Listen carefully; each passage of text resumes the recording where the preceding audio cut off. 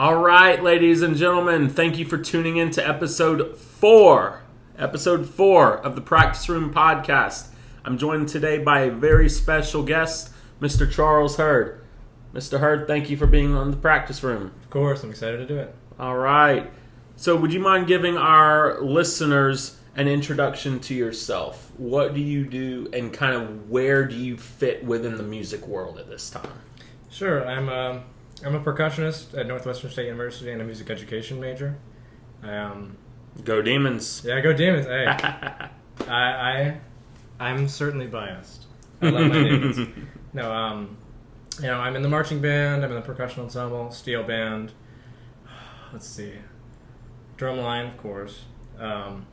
Just a lot of ensembles, jazz combo, wind symphony, more than I can absolutely count at any time. But I love performing. I love performing in large ensembles. It's truly a gift to be able to do that as often as I get to. And I'm outside of that. I'm an educator. I'm helping Cody right here at Negative Central.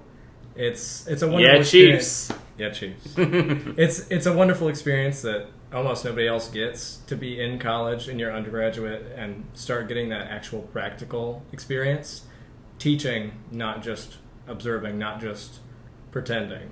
It's a really good experience, and I love to do it. Yeah, no, I know we love to have your students. Every time Mr. Hurd comes around, they kick it up a level. What can I say? I expect excellence. There you go. So, how did you first get your start into music? What was really the first point as a child where you were like, "Hey, music's cool. I'm interested in this." Sure. I've always been around music, mostly singing in church and whatever I can do, but I never really got connected with it until right before 8th grade. So halfway through middle school, I would go to Guitar Center with my dad and just bang on the drums or whatever just to try to get better. And one day I walked up to the band director at Northwestern Middle School, Sean G., who's now doing Realty. Fantastic guy, fantastic educator. I asked him, hey, could I be in the band? And I played the drums very poorly, and he put me in the advanced band for some reason. Just that 1 year he had me, he absolutely pushed me more than anyone else has ever done. Just got me playing percussion in the concert band, which I didn't really know how to do, but figured it out. Got me playing bass in his jazz band, and I still remember the most proud I am of any award I've got was the most improved jazz musician from him. Wow. And just like that 1 year gave me so much improvement that I don't know that anyone else ever really gets the chance to do that. Mm-hmm. That was my defining moment, was just that one first year in middle school. Wow. So you had opportunities with concert band and with jazz band. Yes.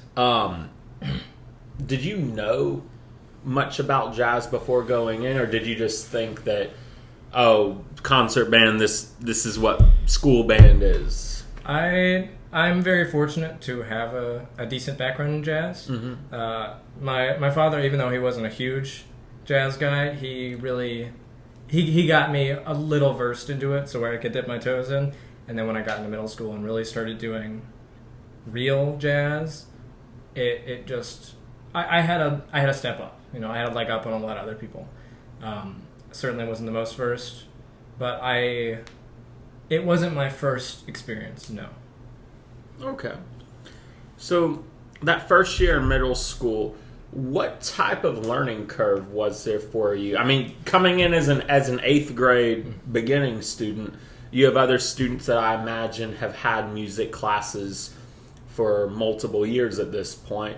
How was that learning curve for you? Well, it was new, and I remember my biggest challenge. I think it took me to either sophomore or junior year of high school to really figure out the notes on the staff.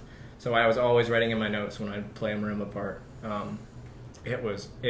I remember I still have some of the music, and it's covered with pencil marks because every single note I had to write out.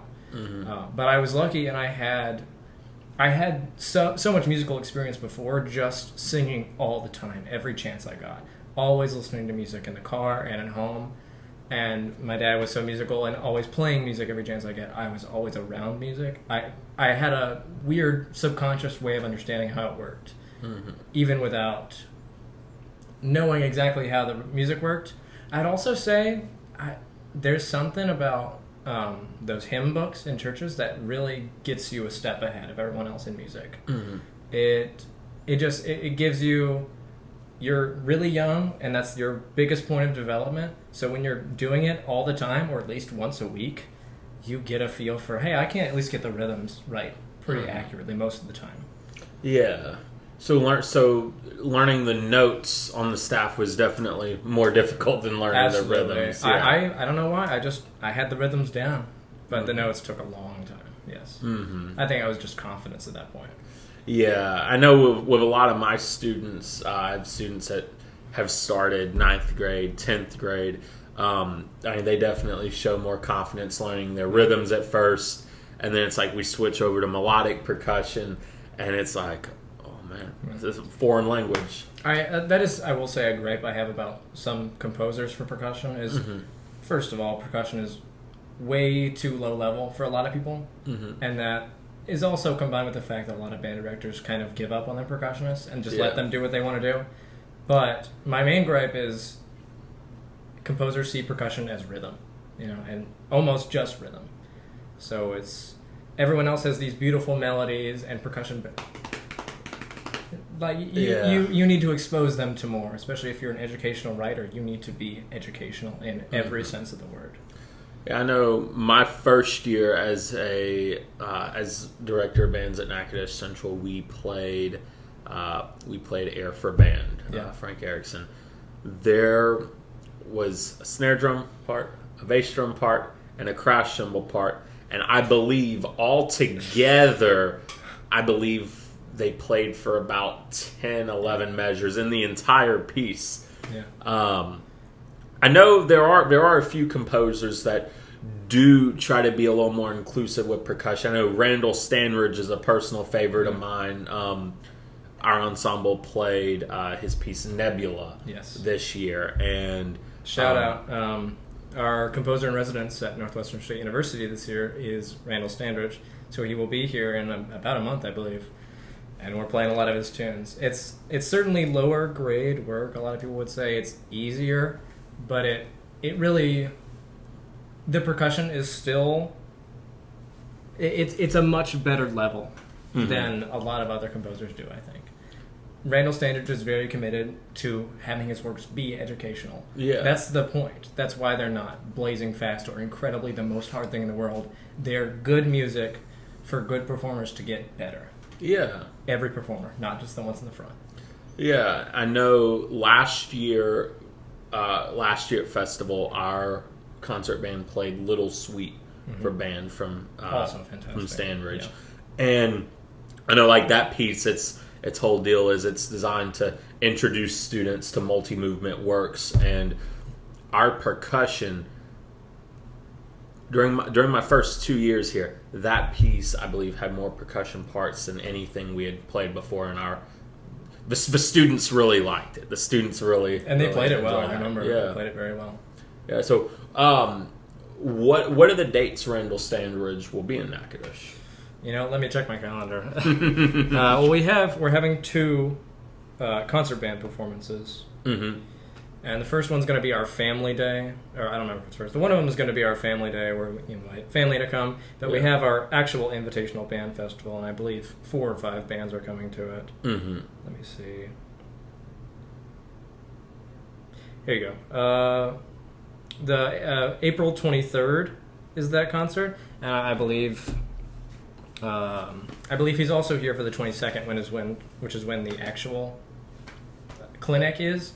I want to say 4 or 5 bands are going to come play their work, which is going to be 30 minutes to an hour, and then the remaining hour to 30 minutes is going to be him clinicking them.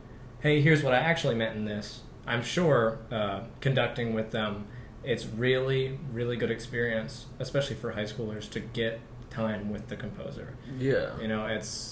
It's not, a lot of people don't get that experience in high school. I mean, I never did, but it's a wonderful thing that we keep bringing back annually. Shameless plug. I love that Northwestern State does that.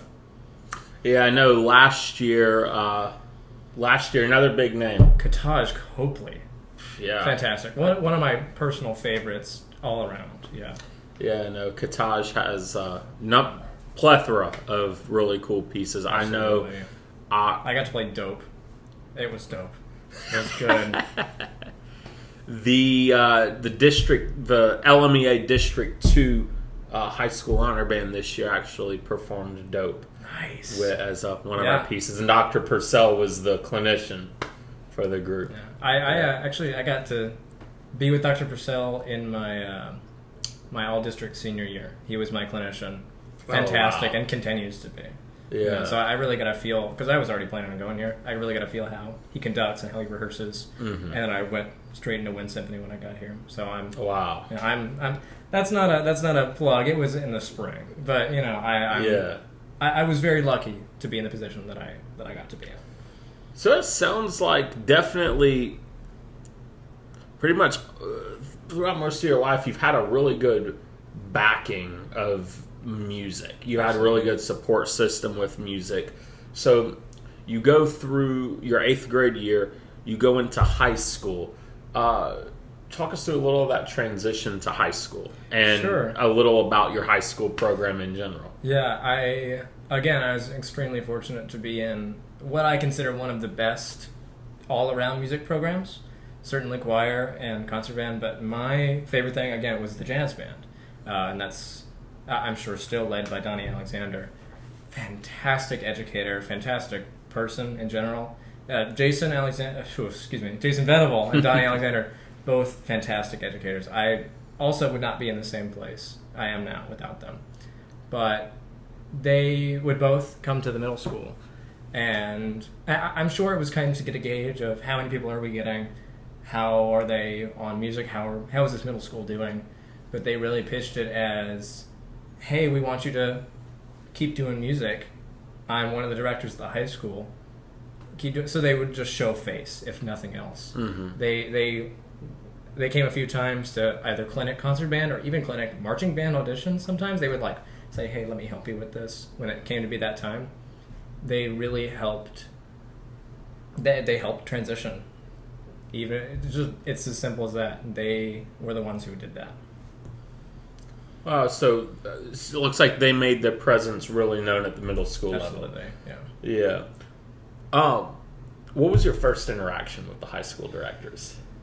It was that. It was Donnie Alexander came in, and I think he listened to our concert and jazz band, and just listened at first, sat back, and talked to us about, here's how you can continue doing music in secondary and in high school. Mm-hmm. Here's a few things I think you could do instead of this way. It's or you could think of it in a different way for the music standpoint.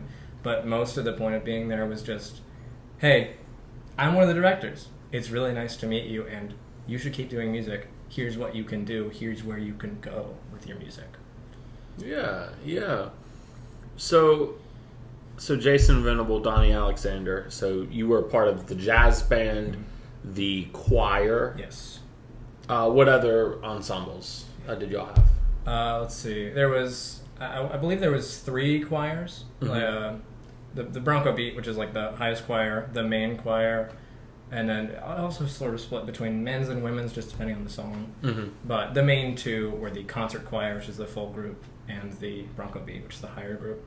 And then for the concert band, there was the lower band, which is directed by Donnie Alexander, and the Wind Symphony as well, which is directed by Jason Venable. And then the 2 jazz bands. There's Jazz Ensemble, the higher of the 2, and then Lab Jazz, which was anybody you want, not a standard setting. And I was I'm really happy to be in all 4 of those. I guess all 6 of those in my senior year. Yeah. I've always really loved being in as many ensembles as possible. Not to get numbers, but just to have as many musical experiences as I can. It definitely sounds like the school and the school district you came from provided a plethora of opportunities. Yeah. Even though I know orchestra is really not huge in Louisiana, we had an orchestra at Zachary. I never got to do anything with it, but Annie Carlson was the director. And she helped me get better at upright bass so I could play it in jazz, and took time out of her day to come to jazz and just say, here's how you're supposed to play. phenomenal all around. Every single music staff in that district is of the highest quality. Absolutely. Would you have any message for Donnie, Jason, any of the music faculty at Zachary? All of them, thank you. Yeah, I would not be in the same place I was.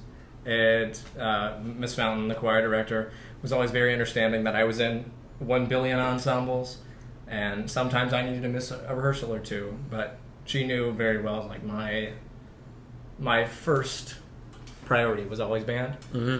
And then she still gave me a million opportunities to do what I could.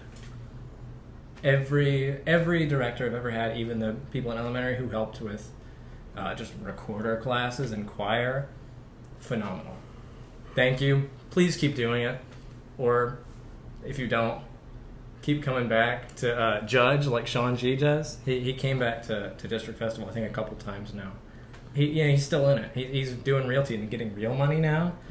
And he's still helping. Good. I saw him at LMAA too. Yeah, I think you did too. Yeah. It's fantastic. Yeah, I've met him a couple times. Good guy. So, did you have any cool performances, any cool trips that you got to participate in while at Zachary? We would go to Disney and Universal every other year. Mm-hmm. Sadly, the first time I did it was freshman year, which was when COVID started. Yeah. But I got to perform at Disney and Universal. Or sorry, no, just Disney and go to Universal. We got to perform at Disney and then go around all the parks. Mm-hmm. And that was before I was in the choir, but they did as well. It's a usually joint trip. I think sometimes the orchestra goes too. It's just It's a really good opportunity. Not only for the students to just enjoy themselves out of school while still doing a school function, it's a wonderful opportunity to perform on a much larger stage. I mean that literally and figuratively. It's people from across the world come to those things, mostly from across the region and country, but you can get a lot more opportunities in places like that. And I'm very fortunate that my program, and as an entirety, we went to go support the choir even before I was in it. It's just a very supportive, connected community in that district. Yeah, so it definitely sounds like that school district has their act together with the arts. That's a good thing. Yeah. That's a good thing. Yeah. Festival Disney, I've done that before when I was student teaching at Live Oak High School with Brian Figgles. In spring of 22, we actually went, and I remember there were ensembles from all over the country. I believe there was a concert band from Toronto. I don't remember the school off the top of my head at all, but I remember I believe you. Yeah. I remember they were the furthest group that traveled. So, I know our students when we went to this big amphitheater at the for the award ceremony, and that's fun. We had our students sit in, like, all the students from the different ensembles sat in different sections, and our group actually sat next to that group from Canada, and our students started talking to theirs, and it was like, that's so cool. Just good way to get them. Well, they're still fairly sheltered because they're in a public place, and it's Disney, and nothing's going to happen. It's a really good example of meet these people from across the world who are doing the same thing you're doing, the exact same thing you're doing. Yeah. And just it really shows the students not only there's a lot of opportunities, and there's a lot of people doing what you're doing. It's not just you. Yeah, and it's really cool just seeing like how hey, these kids from this other country are doing the same things y'all are doing. Open up the mind to other places of the world, or places of the world. Yeah, and I mean that really goes to show how music truly is a universal language. I know of our symphonic band at Natchitoches Central, one of our spring concert pieces where we are working on is Imaginarium from Randall Sandridge. And I passed out the piece today, and I showed the group a recording of a high school band performing it. The band was from Asia, and like our students were like, "Wait, they're playing that," and it's like, yeah, like Yeah, and music is such a unifier. Yeah, it really, I think, helps. Certain kids are very sheltered, just depending on the community they grow up in.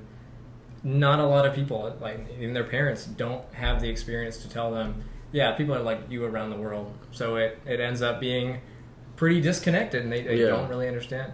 Showing them something like that, showing them something, especially when they've played it before or they're about to play it, like in your case, it's just like, oh, somebody from the other side of the world that I maybe will never be to, that I maybe have misunderstood and maybe will continue to misunderstand my whole life, has something in common with me, has that kind of music in common with me, if nothing else. Yeah. So we get to your senior year of high school. Yes. It's time to start deciding what the path is after high school. How did you decide you wanted to continue music, and how did you decide that Northwestern State University was the right school for you? Well, actually, I'll back you up. I remember my freshman year was when I decided, actually. Mm-hmm. It was a strange feeling at the time, but I want to say somebody who was a junior, who was a very close friend of mine and my family's now, we would play solos for like studio percussion. It, of course, wasn't, but it got us the experience of playing something by yourself. So if you do go to college, you get that experience, and also fantastic. Jason Venable's the best in the world. Anyway, side note aside, but he was struggling with it, and he was about to go in and play it like the final time, and he didn't know any of it. So I sat there with him for like 30 minutes and said, "Here's how you play this. Here's how you just walked him through it." Yeah. And he went in there and he didn't fail. You know, that was the first time I really got the, wow, I helped someone, and they were just visibly and verbally appreciative. Like, thank you so much. I would have failed this class if it wasn't for you. Yeah.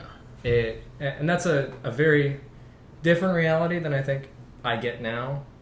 But it was such a stark example of this determines if I have to take this class again, or if I'm going to graduate this year. Whatever the case might be for a person, you can really help. Just like, of course I'm going to help you. If I have the opportunity, and if I have the means, I will help you in any way I can. And it just fostered that I want to teach every chance I get.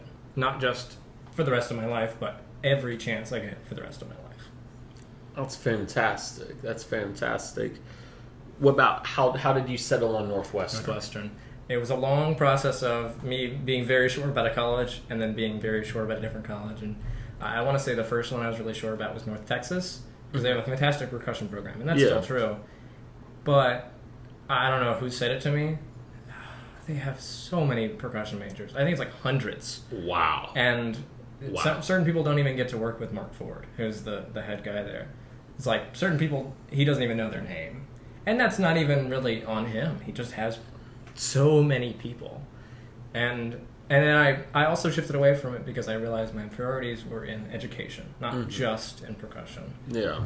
It was a couple movements on the way down, but I eventually settled on Northwestern because of that education focus.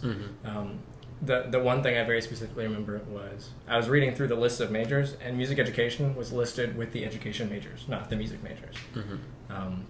You could really tell that there's a priority of education across the entire school, not just music. The first and the oldest education school, I mean, it was the normal school, and 1884 was the first. The start of the school was just a teacher school, teacher education school. It's a long tradition of making the best teachers as well as you can, giving them the most resources in a small school too. That was a big thing. I mean, LSU was super close. Actually, Zachary is the highest percentage of students at LSU. Oh wow! It's like it's point something percent, but it's the highest percent of any high school in the world. Zachary High School, because it's so close. Yeah. For those of y'all that aren't aware, Zachary is a suburb on the north end of Baton Rouge. You take 30 minutes. Yeah, I know our take Blues Highway. I don't remember the real name of it. Take Blues Highway north. Yeah. It's certainly a nice town, good community, but everyone goes to LSU. And all three of my directors did. Of course, it's a great school. I don't mean anything by that. It's not where I wanted to go. Yeah. It wasn't for me. Yeah. I knew that those classes were going to be huge, and I wouldn't get the personal experience that I wanted to. The really interactive, communicative education. And like that sense of community is Absolutely. something you're really looking for with that. Even my studio was not huge. It's really nice to be able to like know everyone's names, and I get to study with Dr. Molina every semester. And not everyone does, but usually after the first or second semester, everyone gets to. That's one of Northwestern State's big things is small classes, big opportunities, whatever the word is. Yeah. Most of the classes are like certainly less than 30 people. So I was at least what I was used to in high school. Most of my classes are less than 20 people. Partially that's as a music education major, but I really get a fantastic opportunity to sit in the front and talk to the professor in the middle of their lecture. Even the ones that are really lecture focused, you can raise your hand. Hey, I did not understand at all what you just said. Yeah. And then they'll re-explain it to you because they have time where they don't need to go through 50,000 people in one room. It's like, no, I can't answer questions. Just email my TA. Like, no, we don't. Most professors don't even have TAs. It's just you and them. Yeah. We have like one big lecture hall on campus, as far as I'm aware. In the entire campus, one, and they're only used for, I think, science classes. Yeah. It really is very few people, but the same opportunities you get somewhere else. So realistically, it's more opportunity because less people to take that opportunity. That's fantastic. Yes. So what was your first exposure to Northwestern? It was the marching festival here. The Classic on the Cane. I think that is most people's, especially band people, it's most people's first experience is, you get to, this is maybe the first college you've seen in person, the first college band you've seen in person, and it was fantastic. I got to perform my show, feel really kind of iffy about it, and just, I didn't care anymore. The Spirit of Northwestern, my favorite marching band. Maybe biased, but it was fantastic. I went 2 years from my high school, and I believe the first one I saw was the Avengers show. Yes. I can't describe how just awesome it was. And that was not my end-all decision, but it was my first exposure to, wow, this school demands excellence and has a large ensemble despite having, like, give or take somewhere between 10 and 15,000, at the entire school. It's the full college experience without needing to push past 50,000 people every day on your walk. Spirit of Northwestern, man. Classic on the Cane is, and will probably always be, one of my favorite traditions. I really enjoy getting to play in it now. Yeah, and Classic on the Cane, it's always at like the first Saturday of November, give or take a week or so. High school bands from all across Louisiana will travel to Natchitoches, will compete, and then at the very end of the day, before the awards retreat, the Spirit of Northwestern Marching Band comes onto the field and performs their field show. That show that Mr. Hurd mentioned, the Avengers show, I believe that was fall of 2021, I believe. I'll provide a link for that in the description of this episode. Very well executed show. Also, another shout out. From what I remember, that's the first show that Dr. Molina got to arrange the entire thing. So everything is usually arranged by our theory professor, Dr. Adam Hudlow, or one of our theory professors, Dr. Adam Hudlow, also fantastic. And one year they let Dr. Molina do it because he would usually just write the percussion, or maybe one of the GAs would. Yeah. But that show, my first experience to it, my first experience to Dr. Molina as well. Yeah. Just fantastic impression, I'm sure, left on everyone there. Yeah. No, I can see why that would have instantly become like, I need to look at this place. Yeah. That's awesome. So it sounds like really from an early stage, you knew, I want to go into music education. I want to study at Northwestern State. I will also say, and this is, I suppose I'll just be blunt, the scholarships are fantastic. The cost is relatively low for the state, and for the education you're getting, it's pretty cheap. And they also, one thing I really do appreciate is I'm going recruiter mode here because I love Northwestern State. Hey, go for it. All the scholarships are lumped into one, and all the payments are lumped into one. So all of your scholarships can cover all of your costs, and that's what I'm doing right now. I'm very, very lucky to be getting paid to go here, but it's not just me. It's relatively cheap for the value, and they give you a lot of scholarships. Yeah, that's one thing. Any high school students watching this, there are many, many, many ways you can earn scholarship money to attend college, and music has so many pathways to earn those scholarships. A lot of the times you can get scholarship for just being in the band, being maybe a major. There's a lot of opportunities for just music, but even academic scholarships, apply early. I honestly apply the first day the thing comes out, because you will be in top priority consideration for every scholarship. Obviously, it depends on the school. Sometimes they only offer certain scholarships over other ones, but Northwestern State does not care. Will offer you every scholarship that they think needs to be awarded to you. We'll provide information in the description for this episode for Northwestern State's admission requirements for their for some important contact people with the band department and the School of Music, Creative and Performing Arts, Kappa. We'll provide that contact information in the description of this episode. If you're a high school student watching this episode, look at it. Yeah. You owe yourself. You owe it to yourself. Yeah. See what opportunities are out if there. If you look at it, just see if it's what you want to do. Mm-hmm.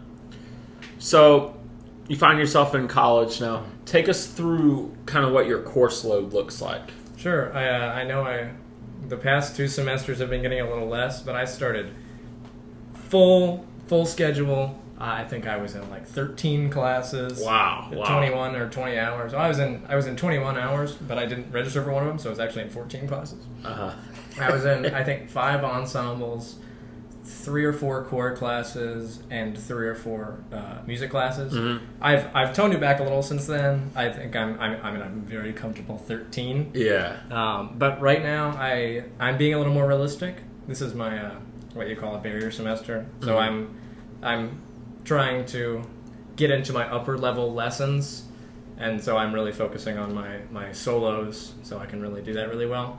But I've got 2 or 3 or 4 classes a day. It's really nice. A couple hours at the start of the day, ensemble in the afternoon, ensemble or 2.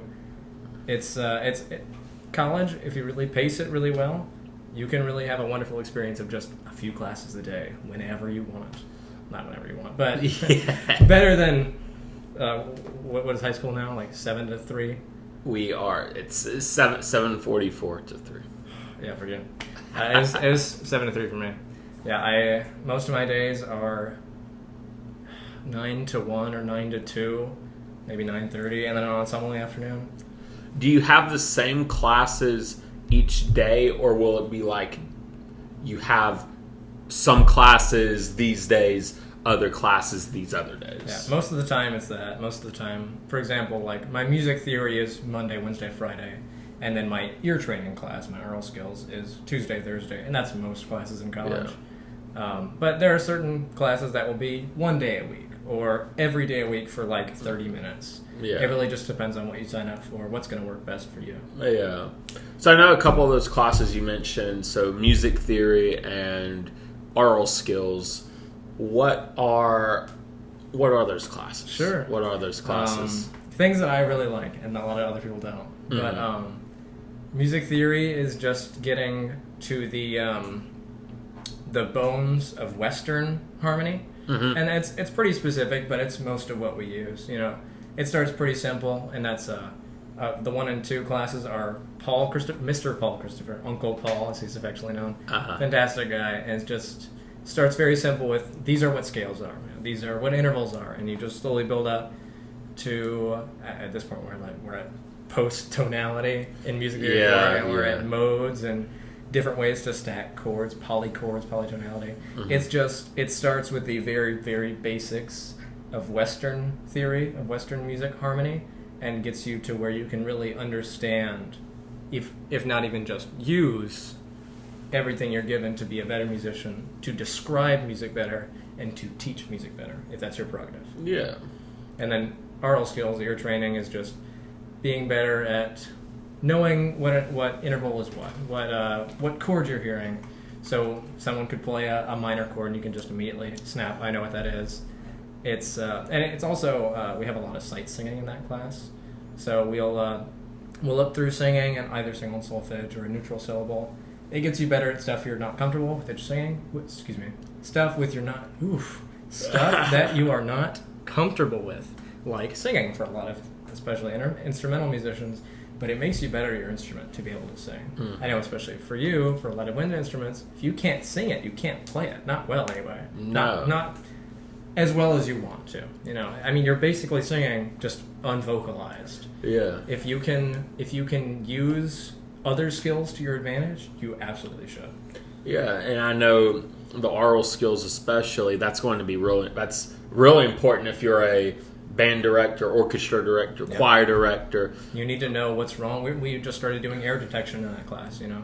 Yeah. We used to do dictation, and it slowly became error detection, which I'm going to play one thing wrong, or I'm going to play a certain amount of things wrong, and you need to tell me what those things are. Yeah. And that turns into what note of the chord that I played wrong. So you have to analyze everything beforehand, and then say, oh, that's supposed to be a minor chord there. You played a diminished chord. You played a major chord. It's absolutely going to be useful if you're a director who just played that A sharp instead of an A. Look at the key signature. Yeah, you need to know right offhand. You can't just say fix that, because what do I fix? I'm a lowly middle schooler. You know, it really, that being able to do that for your students helps them remember. Oh, he said fix this, and then think about, why do I need to fix that? Figure out, and you'll just say, look at the key signature, and they go, oh, A natural. You know, so that really makes them think on their own. And that's depending on your teaching style, too. Yeah, and I know, like, that's actually one thing I work with my students on. Every year when we do our leadership camp, we have a bunch of different exercises we do. One of them is we'll have mock sectionals. So we'll have our section leaders in a mock rehearsal. 2 section leaders at a time will be leading the sectional, and myself and our associate director of bands, Miss Emily Toney, another Northwestern alum, we will provide feedback for the section leaders, and I mix it up. I don't make it predictable, but I'll go to one of the students and I'll say, add a flat to your key signature, or play this rhythm incorrectly, play this rhythm like this. And you try to get the students to identify that, because if you're, you can't start them too early with that stuff. Absolutely you can't start them too early. That's what we're doing in our college classes too. You know, I'm in string methods right now, learning how to play all the string instruments, and the professor, Miss Chechalashvili, she'll tell us, okay, this person go up in front of the ensemble. You can make mistakes in the music, just don't make it obvious. Yeah. And you have to sit there and go, what do I hear wrong? What do I see wrong? How am I going to fix it? Yeah, starting them in high school is fantastic. Yeah, I didn't even know you do that. That's really good. Yeah. And it's a sneaky way for the students who are messing up on purpose. Yeah. It's a more engaging way, so not just sitting there playing their stuff over and over again. Yeah. They can have fun and how do I want to mess up and see if I can catch this person off guard. Yeah. Yeah. It's a fantastic experience. Yeah. Yep. So, sounds like a pretty busy but pretty valuable, fulfilling course load that you have.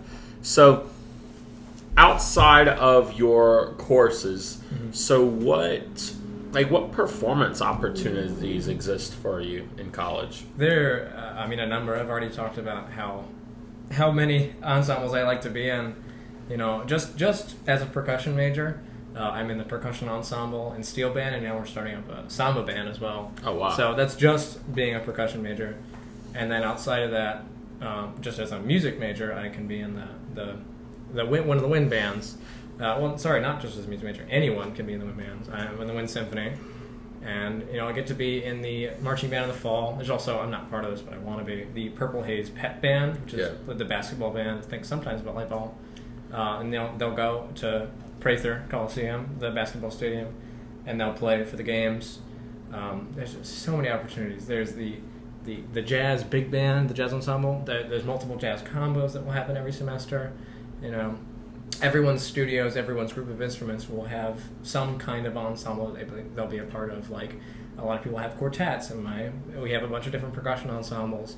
You get a million opportunities. You don't have to take all of them. It's a fantastic orchestra. The NNSO, I got to be a part of it this past cycle. Everyone demands excellence, and you really get an opportunity to be the best musician you can be. We have 4 wind bands. Even outside of that, you can partner with people. A lot of people like to have duo partners that they just find some piece of music and they find an opportunity to play it. We have something called recitals and concerts, which I know everyone around the state has. Anyone can play whatever they want. You just sign up and you get a performance opportunity. You can make an ensemble with anyone you want. It really is just up to you to, how bad do I want to perform right now? And I know everyone else that I know, all my colleagues, take every opportunity they get to perform. How difficult is it to get into some of these performing groups? And what type of process would it be to get with those groups? It's just auditions, Everybody says at some point during the year or semester, here's audition music, here's the audition date, sign up for a time. And for me, I know my example in wind band, we get different excerpts, especially in percussion. We'll get orchestral or band excerpts. And I think a lot of people do that, and you can speak on your own experiences. Just, they give you, here's a piece that is probably a little harder than the stuff we're going to play. If you can learn it within a week, play it pretty well, you should be in one of these bands. And it obviously varies from band to band. Like I know the jazz ensemble you show up, you play a few tunes, they get back to you on where you should be placed, if you should be placed. Just the large ensembles is just auditions. Yeah. Sweet. Okay. Now, how about outside of performance ensembles? Part of what you mentioned you love about Northwestern earlier was the community aspect. Yeah. Are there any music social organizations? Yeah, absolutely. There are too many to name and more than I know. But one of the biggest things is music fraternities. We're both members of different ones. The ones we have at Northwestern State University are Phi Mu Alpha, Sigma Alpha Iota, Kappa Kappa Psi, and Tau Beta Sigma. They're just fantastic opportunities to not only have just musical interactions with people, but brotherly interactions with people, fraternal interactions with people. It elevates your experience to a level that nothing else really can. We're in different fraternities and we can speak on the same thing. Mm-hmm. I'm a member of the Gamma Rho chapter of Phi Mu Alpha Sinfonia at Northwestern State University, and I just started this past fall, and it's been the most wonderful experience I've ever had. It gives you a chance to not only develop as a musician, but as a person. And I know the same is true for Kappa Kappa Psi. That's more of a service-based organization, mm-hmm. but you really get to give back to the thing that has been helping you all this time, to your band program, which has been pushing you forward your entire life, to give back, to make yours better. Yeah. And no matter what institution you go to, if your college or university has music-based social organizations, that is definitely an opportunity to at least look at. Yeah. At least look at it. I know, like with myself going into Kappa Kappa Psi as a freshman at LSU, I know that gave me a really good group of friends early on in college. Like-minded people that want you to succeed. Yeah, and especially helped me come out of my shell. Good with that. Yeah.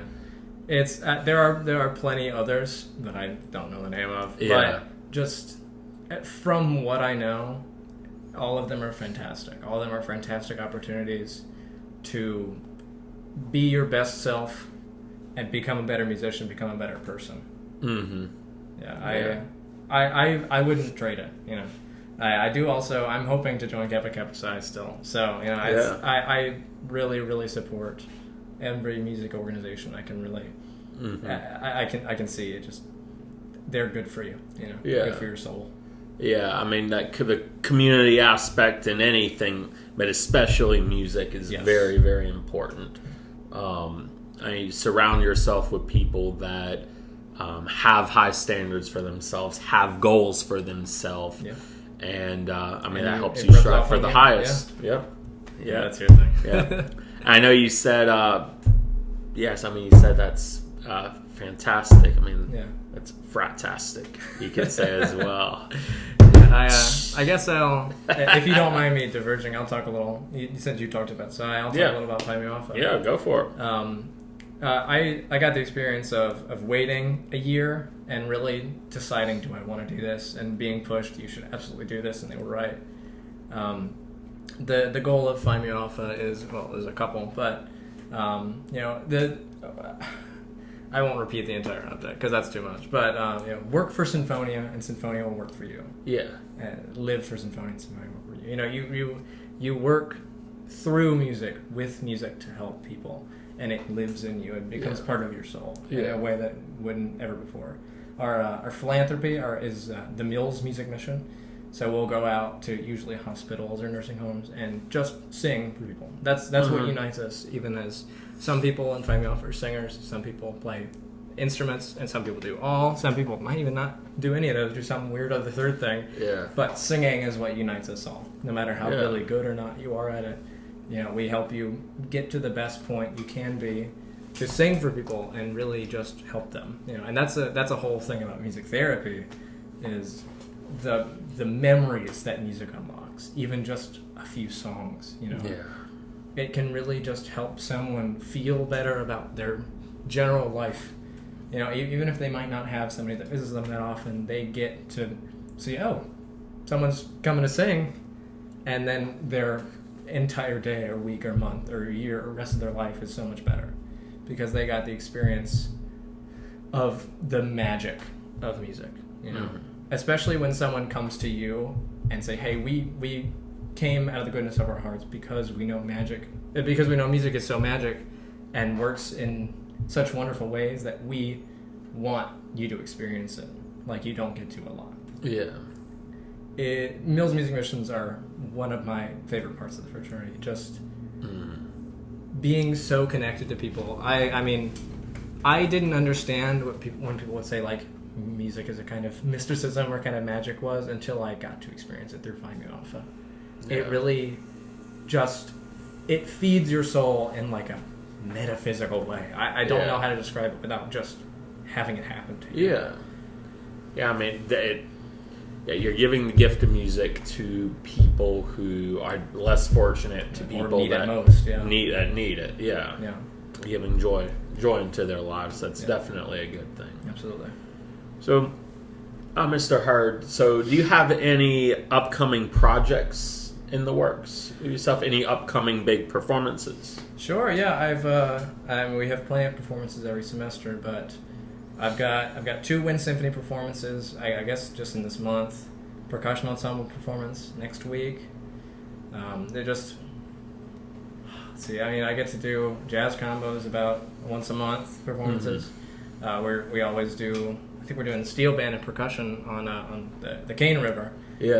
Coming this month. Let's see what else. I've actually, outside of performances, I've got a couple compositions in the works that I'm hoping to perform.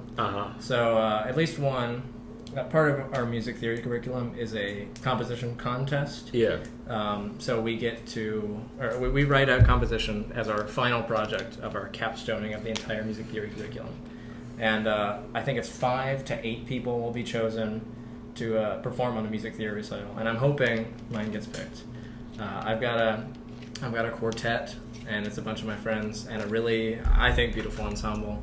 But outside of that, even I've got a couple compositions that I'm hoping to send to C. Allen Publications. Ooh. Because I've got a contact. I've got him in Look my. out. I got a business card. Yeah, I just gotta work on them, and send them to him. It's by the way, if you get a chance to go to any music conferences, I went to something called NCPP, which is a whole thing, but they had you can connect with people. They had an opportunity for me to. Here's this person who is literally the CEO of C. Allen Publications. Wow. And just, here's an opportunity, show him maybe your compositions if you want, talk about how do I break into composing, how do I break into arranging. And as much as I haven't broken into it as much as I want to, like I've gotten a couple of gigs already, and it's really nice. I've gotten to have one of my quartets performed last semester at the clarinet studio recital. Yeah. Just as a final project in one of my classes. And college, especially something like here, it gives you a lot of opportunities with a lot of not people taking them because there's so little people at school. You get a lot of opportunities to, hey, I'll play your composition. Cool. Yeah. Yeah. And then I got a pretty easy arranging gig for one of my professors who's doing a big project on it's like combining fiber arts and music. David Steele, fantastic guy, and the research he does is beyond me, but wonderful. Mm-hmm. And he got me to arrange that, and just a nice gig on the side. If you're able to do stuff like that, especially easily and quickly, it can get you some side money that you might need in college. Yeah. And then those 2 compositions, I got to work on them, and we will see them on C. Allen Publication one day. Okay. Okay. Oh, so it sounds like you've got a lot of things in the works then. I hope so. Yeah. I take my opportunities where I can get them. That's fantastic. We'll provide in the description for this episode, I'll provide a breakdown of some of those upcoming performances, the dates, times, locations for that, and any chance you will be able to have to watch Mr. Hurd perform. The Kappa has a live stream for every performance in McGill, so we'll include it. We'll include the link to the Kappa live stream. If you can catch it, you only have to come to the nowhere where we live in Natchitoches. Yeah, you can watch it anywhere around the globe. Yes, anywhere around the globe. Another shout out, fantastic, maybe the best professor in my opinion that we have at Northwestern State University, Dr. Kuroda, the tuba and euphonium professor. He is the most humble person in the world, but I would, no exaggeration, call him the best euphonium player and teacher, at least in the United States. I don't know how he does it, but he is just fantastic and always has a smile on his face. And he runs all of the live stream that we have there. If not for him, we would absolutely not have a live stream. A lot of people don't, but even a small school like Northwestern State University, he runs everything and runs it smoothly. I don't know how he does it. Fantastic. I'll completely agree with you on Dr. Kuroda. So, those of y'all who don't know, so I'm the band director at Natchitoches Central High School. Our 2 concert ensembles have the privilege of using Miguel Recital Hall for our Christmas concert and our spring concert each year. Dr. Kuroda running the live stream for those. Yeah, I don't even need to tell you, he's fantastic. Yeah. Beyond words. Always has a smile on his face, always in a good mood. Mm-hmm. And I know, like, for myself, it'll be right before we're going on stage. I'll be in my head stressing. I'll be like, oh, all right, here we go. And Dr. Kuroda will come over. He'll be like, hey, Cody, I just started the live stream. Good luck. Y'all are going to do great. And his positivity is so infectious, and he truly cares about what he does, and that's unreal. Mm-hmm. Excellent musician, excellent technology expert, Excellent educator. Excellent educator. Even better human. Even better human. Yeah. Absolutely. So shout out Dr. Kuroda. Fantastic. Yeah. So as we start to wrap up here today in the practice room, where do you see yourself in 5 years? That's a great question. If I ever get out of college, no. I'll be done with college in a few years, and my goal is to, at the very least, I want to start out doing what you're doing, either as a middle or high school band director, to get to do what my, I guess, biggest inspirations do every day and did for me. Sean G., Donnie Alexander, Jason Venable. Those are the people that really shaped my early big changes in my musical life. Yeah. And I want to do that for other people. I want to give people the opportunity, every opportunity I can, to attain greatness and attain to excellence in everything they do, not just in music, but their entire life. Yeah. Give themselves a standard that they may not get anywhere else. Oh, that's fantastic. Yeah, a lot of really good music educators are needed in Absolutely. public school system, and I'm sure any future students would be very lucky to have you. Thank you. I know our students at Natchitoches Central are very appreciative of all the work you've done with them. I'm lucky to have the opportunity.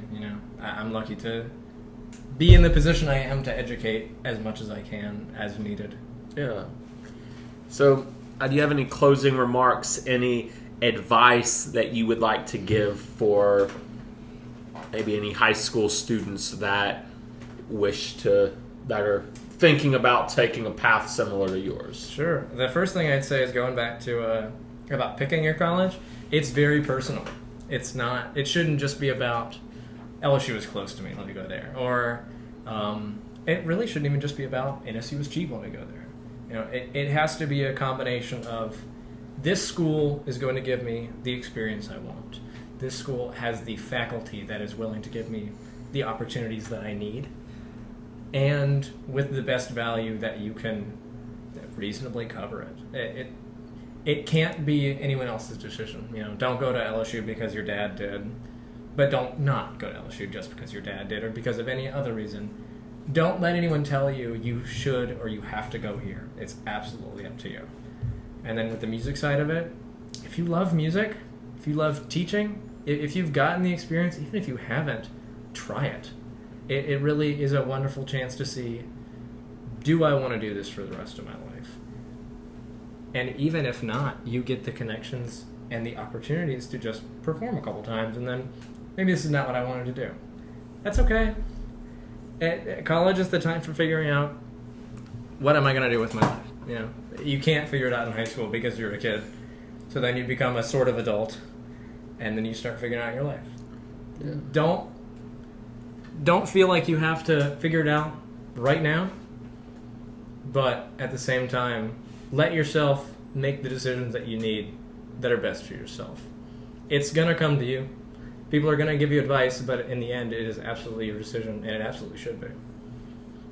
Awesome. Well, Mr. Hurd, thank you for joining us. Of course. In the practice room. Listeners, thank you all for tuning in, hearing Mr. Hurd's story. Hope this has inspired you in some way. Thank you. And keep practicing. Keep it musical. Keep it musical. Keep it musical. There you go.